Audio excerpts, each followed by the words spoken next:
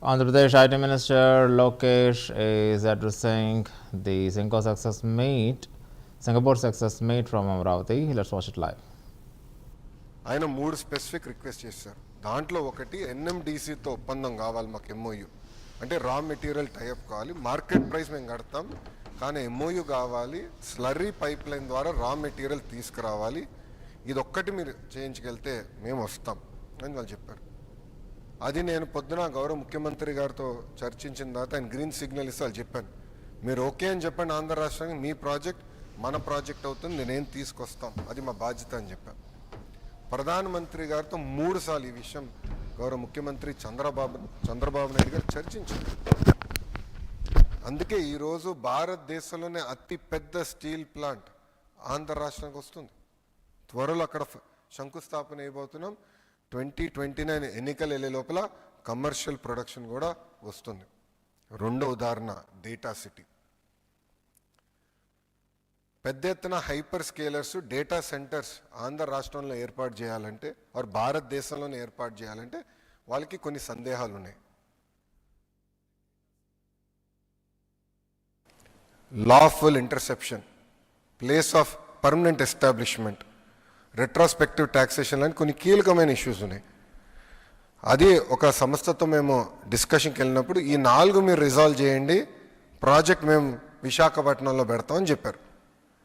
అది నేను గౌరవ ముఖ్యమంత్రి గారు నేను కలిసికట్టుగా బాధ్యత తీసుకుని నేను ఐటీ మంత్రితో కోఆర్డినేట్ చేస్తే గౌరవ ముఖ్యమంత్రి గారు ఫైనాన్స్ మంత్రి గారితో కోఆర్డినేట్ చేసి భారతదేశంలోని ఈరోజు అది అతిపెద్ద ఇన్వెస్ట్మెంట్ అవుతుంది డేటా సెంటర్స్లో. 3వ ఉదాహరణ టాటా గ్రూప్. మన ప్రభుత్వం అంటే ప్రజాప్రభుత్వం ఏర్పడిన తర్వాత నేను టాటా గ్రూప్ చైర్మన్ చంద్ర గారిని టైం కోరి ఆయన టాప్ 10 కంపెనీ సీఈఓస్ని ఒక సమావేశం పిలవండి సార్, నేను వస్తాను బాంబేకి, బాంబే హౌస్కి వస్తాను, చిన్నప్పటి నుంచి బాంబే హౌస్ అని విన్నాను, ఒకసారి చూడాలని కోరిక కూడా ఉంది నాకు, నేను వస్తాను, మీరు అక్కడ ఏర్పాటు చేయండి, ఐ వాంట్ ఇంటరాక్ట్ అంటే 3 గంటలు 3 అవర్స్ ఇంటరాక్షన్ జరిగింది. టాటా పవర్, అదేవిధంగా air India, Tata electronics, TCS, వీళ్ళతో డిస్కషన్ జరిగింది. ఆ 3 గంటలు కొన్ని ఒప్పుకున్నాం. రెన్యూబుల్ ఎనర్జీలో 7 గిగావాట్ల పెట్టుబడి వాళ్ళు చేస్తారని, టీసీఎస్ విశాఖపట్నానికి తీసుకొస్తారని. అదొక బాధ్యతగా ఒక పట్టుదలతో ఏ రాష్ట్రం ఇవ్వని విధంగా 99 పైసలకి 20 ఎకరాలు, సుమారుగా 20 ఎకరాలు మేము టీసీఎస్కి ఇచ్చాం. అది మాకున్న కమిట్మెంట్. ఇది ఎందుకు చేసామంటే అసలు విశాఖపట్నం ఐటీ మ్యాప్లో లేదు, ఐటీ మ్యాప్లోకి తీసుకెళ్ళాలంటే ఒక షాక్ ఇవ్వాలి సిస్టమ్, కానీ నేను చేశాను. దాని కాగ్నిసెంట్ గురించి కూడా మారదాం. నేను డావోస్కి వెళ్ళినప్పుడు డావోస్లో కాగ్నిసెంట్ సీఈఓని కలిసా, వాళ్ళ బూత్కి గౌరవ ముఖ్యమంత్రి గారు నేను వెళ్ళి అక్కడ మారుతుంటే నాకు కంపెనీ కొంచెం సందేహం ఉంది వీళ్ళు అని. అప్పుడు వాళ్ళ సీఈఓని నేను పక్క తీసుకెళ్ళి ఒకటే చెప్పా, మీరు వైజాగ్ రండి, మీకు భూమి 99 పైసలు నేను ఇస్తానని. ఆయన నమ్మలా, ఇది అవుతుందా, ఇది సాధ్యమా అని. చేసి చూపించే బాధ్యత నాదని చెప్పా. ఎప్పుడైతే టీసీఎస్కి చేసి చూపించామో కాగ్నిసెంట్ వచ్చింది. ఎస్, వీళ్ళు ఇచ్చిన మాట మీద నిలబడుతున్నారని వాళ్ళు వస్తాం జరిగింది. ఈరోజు కూటమి ప్రభుత్వ లక్ష్యం ఒకటే, 20 లక్షల ఉద్యోగాలు మేము కల్పించాలని. ఈరోజు అనేక రాష్ట్రాలు దేశాలతో ఆంధ్ర రాష్ట్రం పోటీ పడుతుంది. అందుకే ఒక టీసీఎస్ కానివ్వండి, కాగ్నిసెంట్ కానివ్వండి, మనకి ఏఎన్ఎస్ఆర్ కానివ్వండి, సత్వ, LG electronics, NTPC, Reliance, data city, ఆసిలర్ Mittal, ఇలా అనేక పరిశ్రమలు. అంటే 2014 నుంచి 24 వరకు జరిగిన ఒప్పందాల కన్నా మొన్న జరిగిన 14 నెలల ఒప్పందాలు ఎక్కువ, వాల్యూ ఎక్కువ, ఉద్యోగాలు కూడా ఎక్కువ కల్పిస్తున్నాం. అంటే ఒక పట్టుదలతో ఈరోజు కూటమి ప్రభుత్వం పనిచేస్తుంది. ఇంకా సింగపూర్ ప్రభుత్వంతో అయితే చంద్రబాబు నాయుడు గారికి ఉన్న అనుబంధం 1995 నుంచి ప్రారంభమవుతుంది.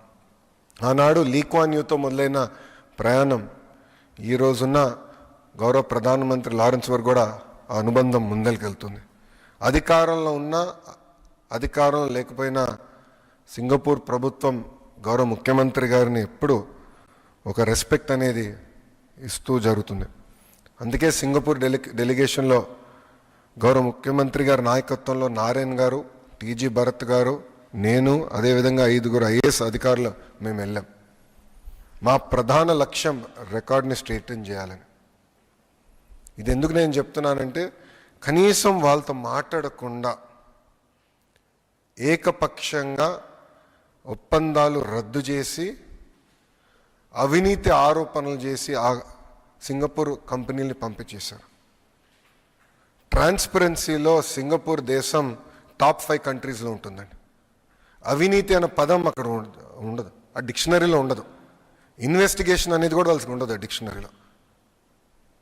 అలాంటి దేశం పైన కావాలని అవినీతి ముద్ర వేసడానికి ప్రయత్నించారు. వాళ్ళు చాలా బాధపడ్డారు. దీనివల్ల నష్టపోయింది ఆంధ్ర రాష్ట్రం కాదు, భారతదేశం నష్టపోయింది. మన రెప్యుటేషన్ పోయింది. అందుకే రికార్డ్ స్ట్రెయిటన్ చేసేదానికి మేమందరం కలిసికట్టుకు వెళ్ళాం. సింగపూర్ ప్రెసిడెంట్ షణ్ముగరత్నం గారిని ఏకంగా కలిసాం. Senior minister Lee Hsien Loong గారిని కూడా మేము కలిసాం. Minister of manpower Tan See Leng, home minister Shanmugam గారిని, ఎంఓఎస్ దినేష్ వాసుదాస్ గారిని కూడా మేము కలుస్తాం జరిగింది. 4 రోజుల్లో గౌరవ ముఖ్యమంత్రి గారు 26 1-on-1 మీటింగ్లు పెట్టుకున్నారు.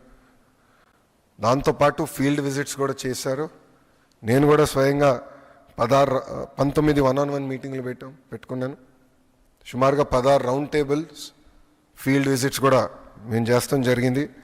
టువాస్ పోర్ట్ కానీ, బిదాద్రి హౌసింగ్ ఎస్టేట్ కానివ్వండి, జురాంగ్ పోర్ట్ కానీ, సింగపూర్ స్పోర్ట్స్ స్కూల్ కూడా మేము సందర్శిస్తాం జరిగింది.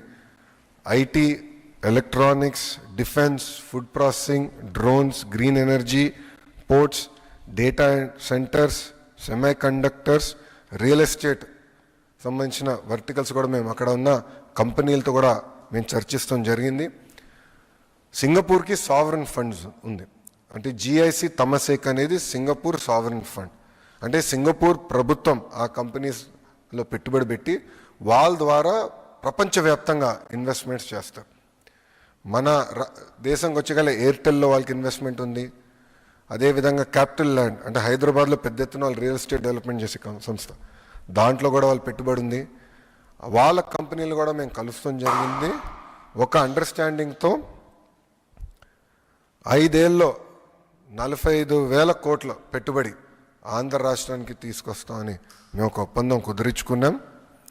రెస్పాన్స్ అనేది వాళ్ళ దగ్గర నుంచి అద్భుతంగా ఉంది. ఇదంతా యువతకి గుడ్ న్యూస్, జగన్కి బ్యాడ్ న్యూస్. ఈరోజు కూడా మీరు చూస్తే చంద్రబాబు నాయుడు గారు పదే చెప్తున్నారు, జగన్ అనే వ్యక్తి క్రిమినలైజేషన్ ఆఫ్ పాలిటిక్స్ చేస్తున్నాడు. మేమందరం అహర్నిశలు కష్టపడుతున్నాం. గౌరవ ముఖ్యమంత్రి గారు అయితే సింగపూర్లో 8 ఆయన మీటింగ్లు మొదలు పెడితే రాత్రి 11:30 వరకు మీటింగ్లు నిర్వహిస్తున్నారు. అంటే ఆంధ్ర రాష్ట్రానికి పెట్టుబడులు తీసుకురావాలి, యువతకి ఉద్యోగాలు ఉపాధి తీసుకురావాలని ఆయన అహర్నిశలు కష్టపడుతున్నారు. ఆయన అంత కష్టపడుతుంటే మేము కనీసం ఇంకో గంట ఎక్కువ కష్టపడాలని మేమందరం పరిగెడుతున్నాం. గౌరవ ముఖ్యమంత్రి గారితో పోటీ